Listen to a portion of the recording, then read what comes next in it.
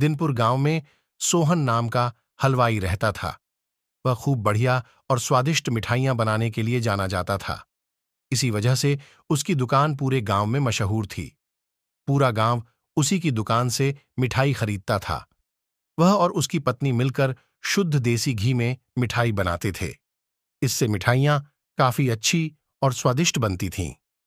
हर रोज शाम होते होते उसकी सारी मिठाइयां बिक जाती थीं और वह अच्छा मुनाफा भी कमा लेता था। मिठाइयों से जैसे ही आमदनी बढ़ने लगी, सोहन के मन में और पैसा कमाने का लालच आने लग गया।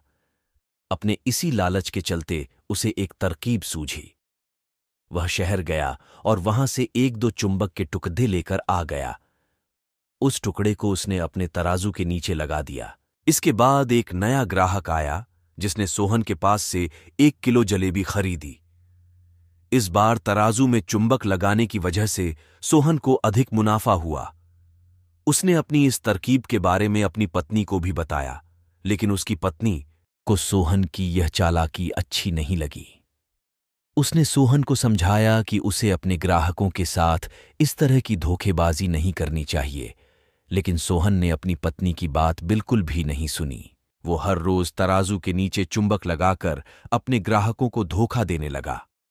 इससे उसका मुनाफा बढ़कर कई गुना अधिक हो गया। इससे सोहन को काफी खुशी हुई। एक दिन सोहन की दुकान पर रवि नाम का एक नया लड़का आया।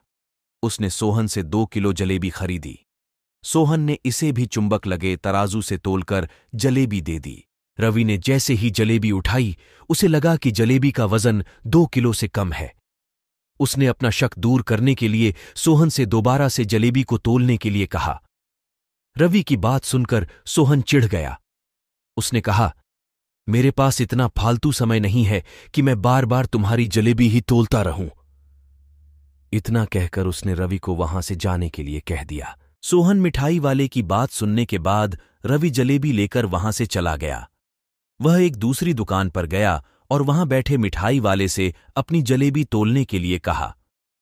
जब दूसरे दुकानदार ने जलेबी तोली तो जलेबी सिर्फ 1.5 किलो ही निकली। अब उसका शक यकीन में बदल गया था। उसे पता चल गया कि सोहन मिठाई वाले के तराजू में कुछ गड़बड़ है।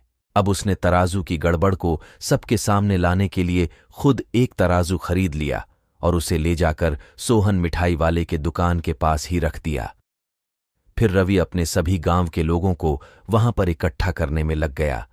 जैसे ही लोगों की थोड़ी भीड़ बढ़ने लगी तो उसने गांव के लोगों को कहा कि आज मैं आप सभी लोगों को एक जादू दिखाऊंगा। ये जादू देखने के लिए बस आप लोगों को सोहन मिठाई वाले से खरीदा गया सामान एक बार इस तराजू में तोलना होगा। तब आप लोग देखेंगे कि कैसे सोहन मिठाई वाले के तराजू में तोली गई मिठाइयां इस दूसरे तराजू में अपने आप ही कम हो जाती हैं। कुछ देर बाद 1-2 लोग मिठाई लेकर रवि के पास पहुंचे तो उसने ऐसा करके भी दिखाया।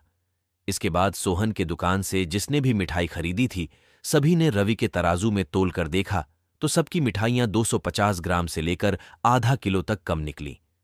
ये सब देखकर लोगों को काफी हैरानी हुई।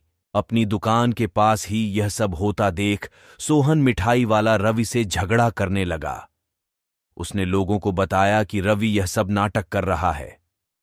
अपनी बात को सही साबित करने के लिए रवि सीधे सोहन मिठाई वाले का तराजू लेकर आया और तराजू में लगा चुंबक निकालकर सबको दिखाने लगा। यह देखकर गांव वालों को बहुत गुस्सा आया। सबने मिलकर उस लालची मिठाई वाले को खूब मारा। अब उस लालची मिठाई वाले को अपने लालच और उसके कारण की गई गलत हरकतों पर पछतावा हो रहा था। उसने अपने गांव के सभी लोगों से माफी मांगी और वादा भी किया कि भविष्य में वे ऐसी कोई भी जालसाजी नहीं करेगा। सोहन की इस धोखेबाजी से पूरा गांव नाराज था, इसलिए लोगों ने उसकी दुकान में जाना काफी कम कर दिया। इधर सोहन के पास पछताने के अलावा कुछ और नहीं बचा, क्योंकि वो पूरे गांव वालों का भरोसा खो चुका था। कहानी से सीख: कभी भी लालच नहीं करना चाहिए। हमेशा ईमानदारी के साथ अपना काम करने से ही इंसान का नाम होता है।